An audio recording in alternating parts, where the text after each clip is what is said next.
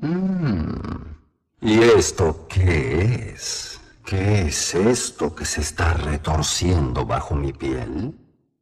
¿Un pequeño germen invasor ajeno a mí? ¿Cuánto ha pasado?